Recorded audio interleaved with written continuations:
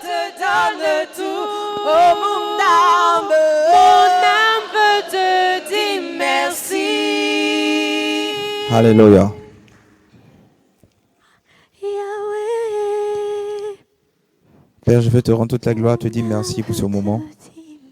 Que tu prennes le total contrôle et que tu nous conduises encore dans les profondeurs de ta présence. Que tu effaces ma personne et que tu prennes le total contrôle. Et que tu parles à ton peuple. Ceux que tu as gouvernés et que tu as amenés jusqu'en ce lieu. Donne-leur de savoir ce qui est convenable et de te glorifier en toutes choses. Ton serviteur que je suis ne sait rien, ne connaît rien. Et je veux m'oublier simplement dans ta présence et me laisser guider par toi. Dispose les cœurs à entendre ce qui est de toi et conduis-les au nom de Jésus. Amen. Que Dieu vous bénisse. Aujourd'hui, on va parler, le thème c'est le monde, comment y vivre et le vaincre. Mais je pense qu'aujourd'hui, on va se limiter seulement à la définition du monde. On va se limiter à la définition du monde et en deuxième point, savoir pourquoi le chrétien ne doit pas aimer le monde. Donc, si je le dis comme ça, il serait difficile pour vous de comprendre de quoi il s'agit. Donc, on va commencer, entrer dans le vif du sujet. Mais j'aimerais en revenir, c'est vrai que ce n'est pas du contexte, mais j'aimerais un peu lire un passage du thème que nous avons traité la semaine dernière, seulement que 3 versets. C'est 1 Corinthiens 5, je lis. Je vous ai écrit dans ma première lettre de ne pas avoir de relations avec les impudiques. 1 Corinthiens 5, verset 10.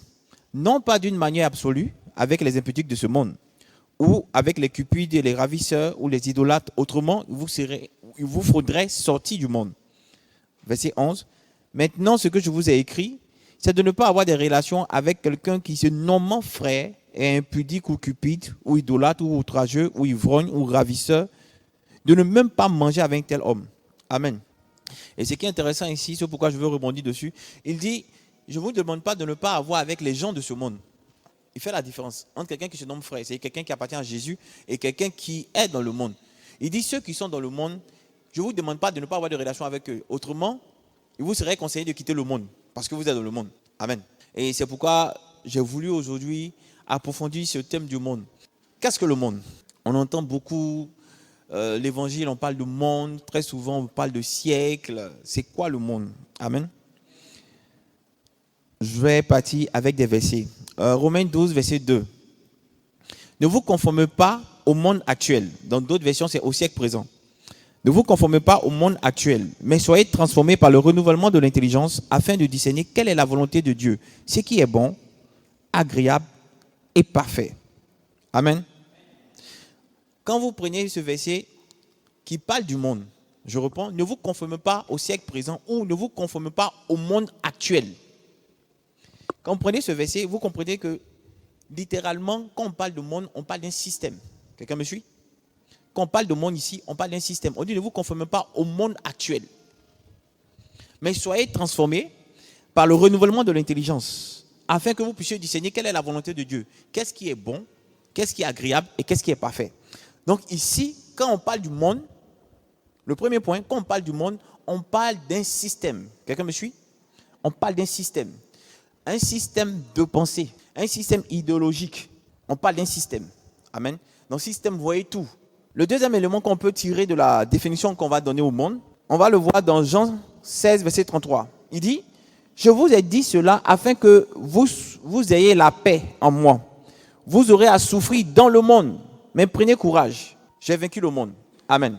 Donc vous voyez, il dit vous aurez à souffrir dans le monde. Donc ici, la vision qu'on a du monde, c'est comme si c'est un espace, une sphère, un lieu. Le troisième point, en Marc 16, verset 15, il leur dit, puis il leur dit, allez dans le monde entier, proclamer la bonne nouvelle à toute la création. Donc vous voyez que ici, qui dit aller dans le monde entier, c'est qu'il vous demande d'aller vers des personnes cette fois-ci. Donc je vais vous faire comprendre que quand on parle du monde, ayez en tête ces 3 éléments-là qui forment le monde. Le système, les personnes sur qui le système est établi et où le système est mis en exécution. C'est bon? Bon. Maintenant, pourquoi un chrétien ne doit pas aimer le monde?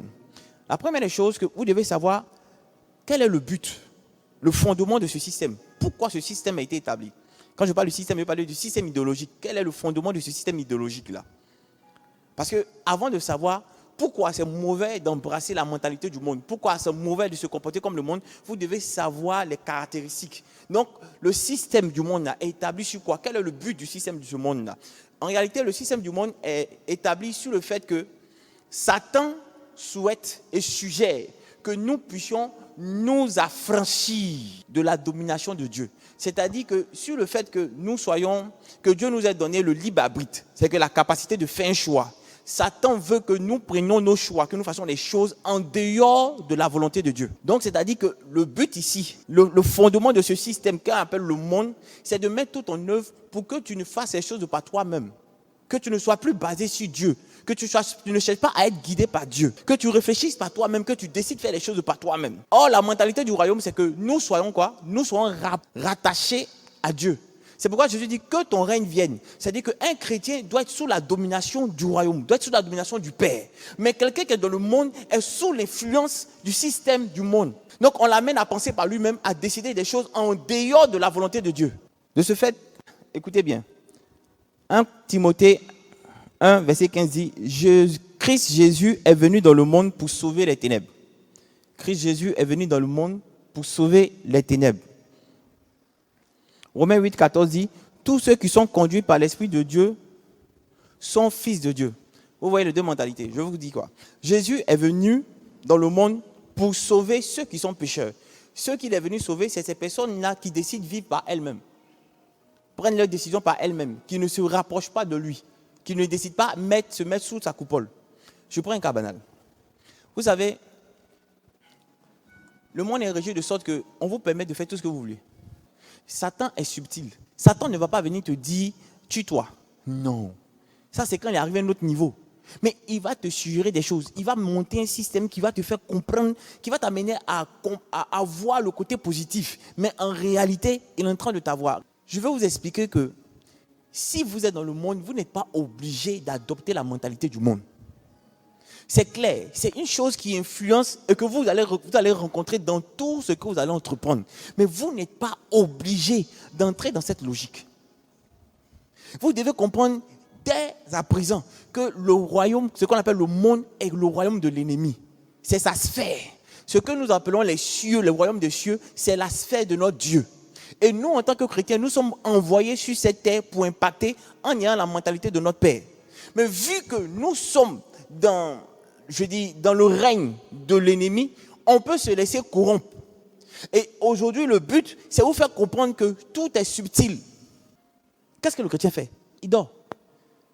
Je vous dis, il ne peut pas se passer quelque chose sur terre tant qu'il y ait un homme qui ne s'y mette pas. Même les catastrophes naturelles. Pour qu'il y ait catastrophe naturelle, c'est qu'il y a eu quelque chose. Il y a eu un homme qui a eu à appeler ces catastrophes-là. Dieu lui-même dit qu'il n'intervient pas sur terre. C'est pourquoi il dit, je cherche un homme qui se tienne à la brèche. Je cherche une personne qui se tienne à la brèche. Il cherche des gens qui se tiennent à la brèche. Pourquoi? Pour que ces personnes-là puissent faire venir son règne, de sorte à faire échouer le plan de l'ennemi. Donc, tant que vous êtes en train de vous battre sur des problèmes de personnes, sur des problèmes de comment je vais m'habiller, où je vais rester, Seigneur, vous n'êtes pas en train de faire ce que Dieu attend de vous. C'est pourquoi je vais vous expliquer quelles sont les œuvres du monde. Prenez 1 Timothée 6, verset 7. On dit, car nous n'avons rien à apporter dans le monde, il est évident que nous n'emportons rien. Verset 8, il dit, si donc nous avons de la nourriture et du vêtement, cela nous suffira. Verset 9, il dit, mais ceux qui veulent s'enrichir, ils tombent dans la tentation, dans le piège et dans beaucoup de désirs insensés et pernicieux, qui plongent l'homme dans la ruine et la perdition. Verset 10, il dit, car l'amour de l'argent est la racine de tous les maux. Quelques-uns, en étant possédés, se sont égarés loin de la foi et se sont jetés eux-mêmes dans bien des tourments. Verset 11, ça, il dit, pour toi, homme de Dieu, fuis ces choses, recherche la justice, la piété, la foi, la charité, la patience, la douceur. Amen. Donc ici, il nous donne plusieurs éléments. Le premier élément, il dit que ceux qui veulent s'enrichir sont tombés dans la tentation, dans le piège et dans beaucoup de désirs insensés et pernicieux qui plongent les hommes dans la ruine et la perdition. On va décrypter c'est quoi ces désirs insensés et pernicieux. Mais après ça, dans le verset 10, il nous donne une information. Il dit, les œuvres du monde, ce qui fait que le monde n'est pas... On dit, car l'amour de l'argent est la racine de tous les maux. On n'a pas dit que l'argent n'est pas bon. On dit l'amour de l'argent. tout à l'heure, on parlait des désirs insensés. Les désirs insensés, on va les voir dans Galates. Pardon, 1 Jean 2, 16 aussi dit quelque chose qui est très intéressant. Il dit, car tout ce qui est dans le monde, la convoitise de la chair, la convoitise des yeux, l'orgueil de la vie, ne vient point du Père, mais vient du monde. Non, la convoitise de la chair, tout ça, on donne une explication. Galates 5, verset 19 dit, or les œuvres de la chair sont manifestes. Ce sont l'impudicité, l'impureté, la dissolution, l'idolâtrie, la magie, l'imitié, les querelles, les jalousies, les animosités, les disputes, les divisions, les sectes. Verset 21 dit l'envie, l'ivrognerie, l'excès de table et les choses semblables. Je vous dis d'avance, comme je l'ai déjà dit, que ceux qui commettent de telles choses n'hériteront pas du royaume des cieux. Est-ce qu'on a encore besoin de vous dire c'est quoi les œuvres du monde? Voici les œuvres du monde. Jalousie, dispute, querelle, impureté, tout ce qui a trait au péché. Le maître mot dans le monde, c'est le péché. Le maître mot dans le royaume des cieux, c'est l'amour. Ou même prenez même la sainteté. C'est pourquoi, dans Galates, il dit que les désirs de la chair sont contraires à ceux de l'esprit, de sorte qu'on ne puisse pas faire ce qu'on veut. Amen. Est-ce que vous me suivez? Donc, quand des gens sont sous une influence de ce système qui est le monde, ils ne peuvent que se comporter comme les œuvres de la chair qui ont été citées en Galates 5. Ils ne peuvent qu'avoir cette mentalité. Chercher à assouvir leur passion, la convoitise des yeux, la convoitise de la chair, comme dit 1 Jean 2. L'orgueil de la vie. Voilà, ça c'est leur partage. Et il finit par dire que ces choses ne viennent pas du Dieu, mais viennent du monde. Donc vous pouvez être intelligent, très très très intelligent, être percutant. Mais si vous n'êtes pas de Dieu, ça va finir par vous rattraper. C'est pourquoi vous devez savoir que le chrétien, comme la Bible dit, il dit en 1 Jean 2 verset 15, il dit n'aimez pas le monde, n'aimez pas le monde, ni ce qui est dans le monde. Si quelqu'un aime le monde, l'amour du Père n'est pas en lui. C'est pourquoi les chrétiens que vous êtes, vous ne devez pas aimer le monde. Parce que si quelqu'un aime le monde, ça veut dire que l'amour du Père n'est pas en lui. Si quelqu'un aime le monde, ça veut dire qu'il est sous la domination de l'ennemi. Si quelqu'un aime le monde, ça veut dire qu'il est le partenaire de Satan. Regardez, en Matthieu 6, verset 24, la Bible dit que nul ne peut servir deux maîtres.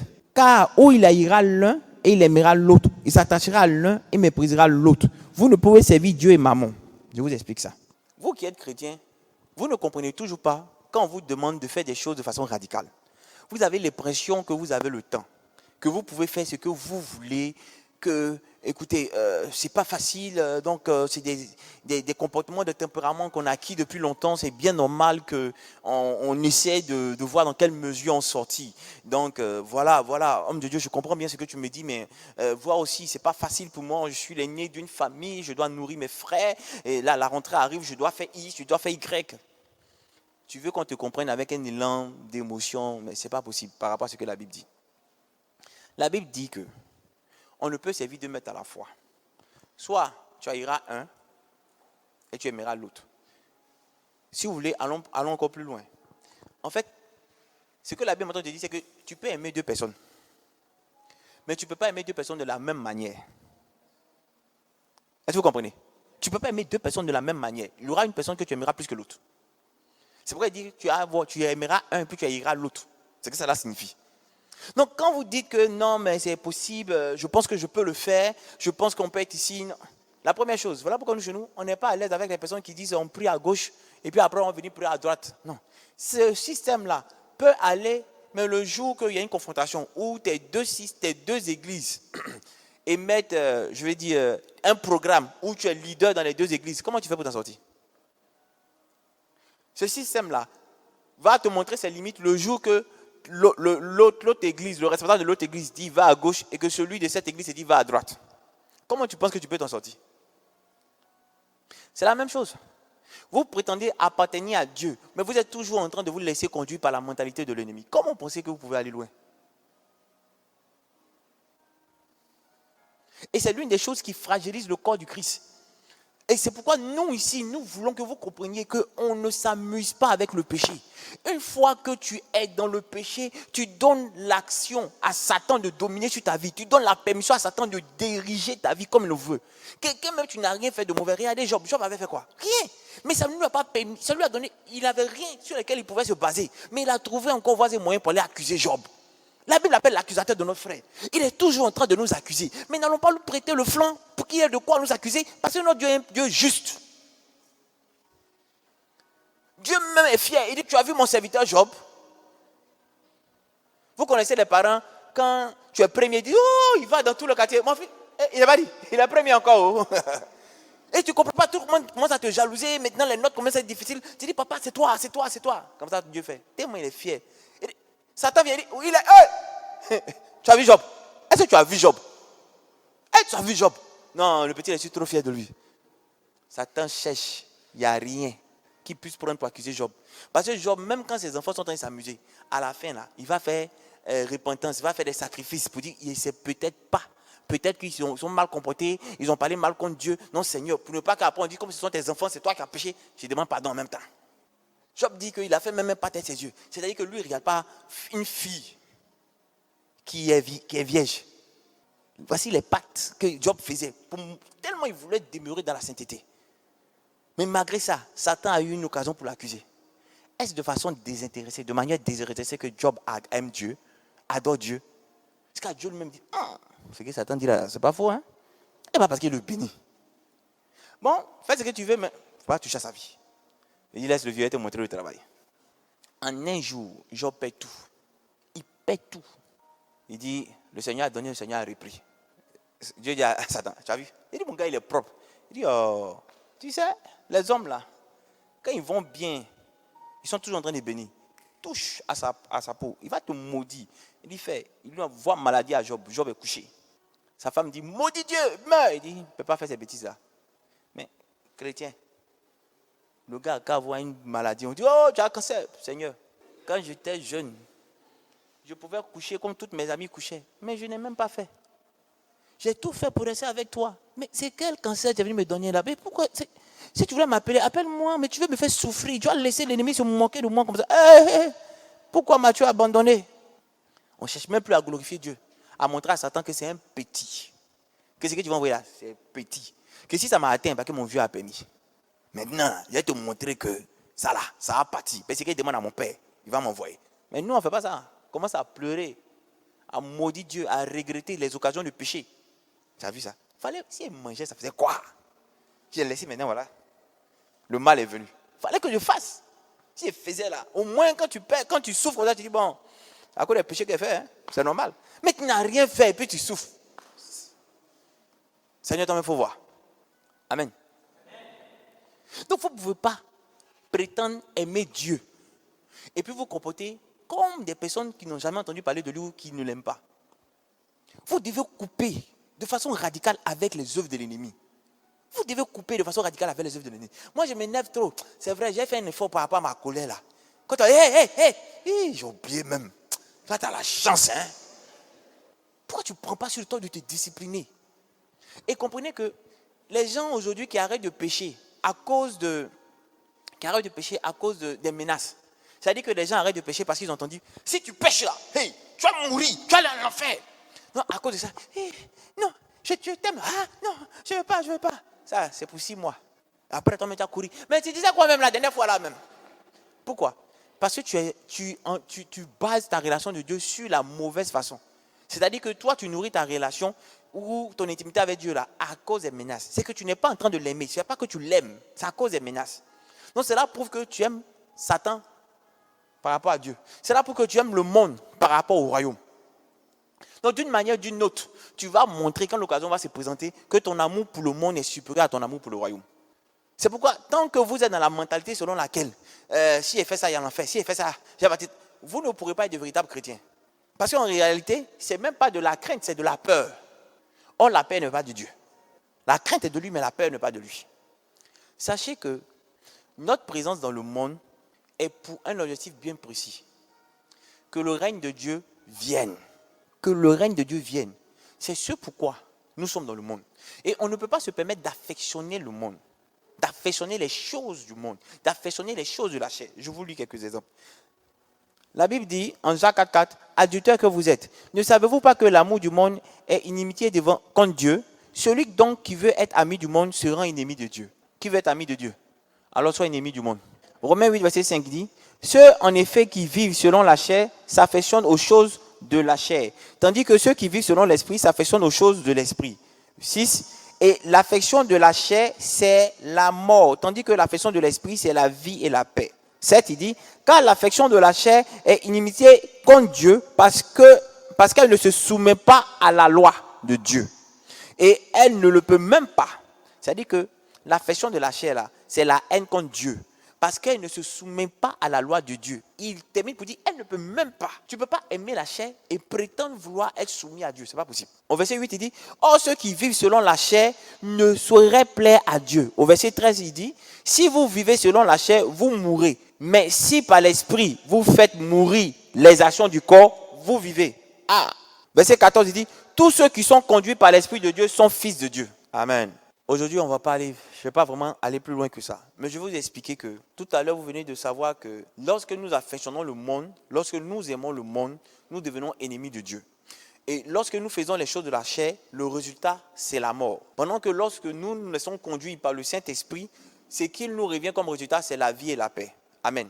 Donc vous comprenez pourquoi nous ne devons pas marcher selon le monde et nous ne devons pas aimer le monde. Nous ne devons pas aimer le monde parce que lorsqu'on commence à aimer le monde, on devient ennemi de Dieu. Nous ne devons pas aimer le monde parce que le résultat de l'amour que nous portons au monde, c'est la mort. Mais pour toi qui es chrétien, je veux te dire une chose, que l'amour de Dieu a des conséquences. Aimer le monde, ça peut être plaisant, pas bon, ça peut être plaisant, plaisir, ça peut être plaisant pour un coup thème, mais ça va enfanter la mort. Mais l'amour de Dieu produit quoi? La vie. Amen. Donc le fait que Dieu t'ait amené sur cette terre, quoi qu'il te dise, sois prudent. Sois prudent comme un serpent et simple comme une colombe. Mais il t'envoie sur la terre, c'est pour un objectif. Mais avant ça, c'est pour te montrer toute la confiance que Dieu a mis en toi. Il t'envoie dans le terrain de jeu de l'ennemi. Et puis il dit règne parce que je suis avec toi. Il t'envoie dans le terrain de jeu de l'ennemi, il te dit règne parce que je suis avec toi. Mais il faut comprendre que comme tu es dans le terrain de jeu de l'ennemi, il y a des risques. Si on t'attrape, c'est ce qu'ils vont te montrer. Je lis un peu. Jean 15, verset 19. Il dit, si vous étiez du monde, le monde aimerait ce qui est à lui. Mais parce que vous n'êtes pas du monde et que je vous ai choisi du milieu du monde, à cause de cela, le monde vous hait. 20. Souvenez-vous de la parole que je vous ai dite. Le serviteur n'est pas plus grand que son maître. S'ils m'ont persécuté, ils vous persécuteront aussi. S'ils ont gardé ma parole, ils garderont aussi la vôtre. Jean 17, verset 14. Il dit, je leur ai donné ta parole.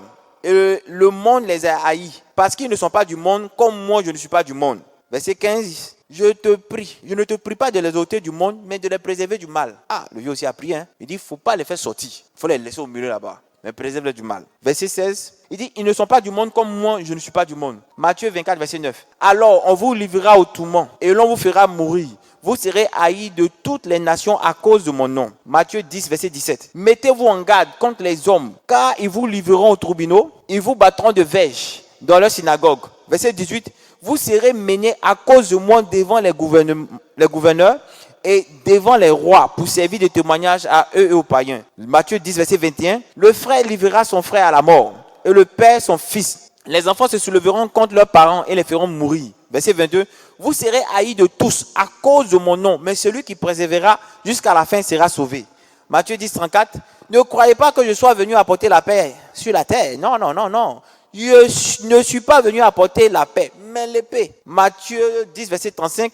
Car je suis venu mettre la division entre l'homme et son père, entre la fille et sa mère, entre la belle-fille et la belle-mère. Verset 36. Et l'homme aura pour ennemi les gens de sa maison. Verset 37. Celui qui aime son père ou sa mère plus que moi n'est pas digne de moi. Celui qui aime son fils ou sa fille plus que moi n'est pas digne de moi. Matthieu 10, verset 38. Il dit, celui qui ne prend pas sa croix et ne me suit pas n'est pas digne de moi. Amen. En fait, c'est pour faire comprendre que être chrétien, être disciple de Christ, ce n'est pas de la blague. C'est ta vie qui est en jeu. C'était Philippiens 2, verset 15. Je disais, que vous soyez sans reproche et purs, des enfants de Dieu irréprochables au milieu d'une génération tordue et perverse, parmi laquelle vous reluisez comme les luminaires dans le monde. C'est pourquoi on nous demande d'être irréprochables, afin que nous soyons en train de briller au milieu de cette génération tordue et perverse. Amen. Parce que l'ennemi cherchera tout pour vous salir.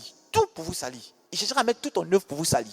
Donc, quand je prends notre cas, quand on dit à certaines personnes, écoute, nous t'aimons bien, mais en réalité, l'attitude que tu nous montres là, est une attitude qui nous prouve que tu ne peux pas aller plus loin que ça avec nous.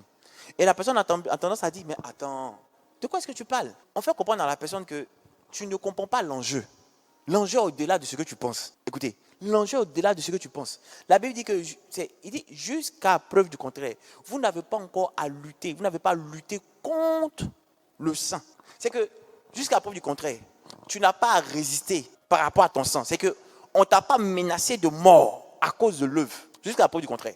Mais tu trouves toujours une occasion de chute pour des petites choses. À votre avis, une personne qui sait où est-ce qu'elle s'en va, ou qui sait quelle est l'ampleur de sa mission, ne peut pas s'amuser avec des choses qui peuvent la distraire. Ce n'est pas possible.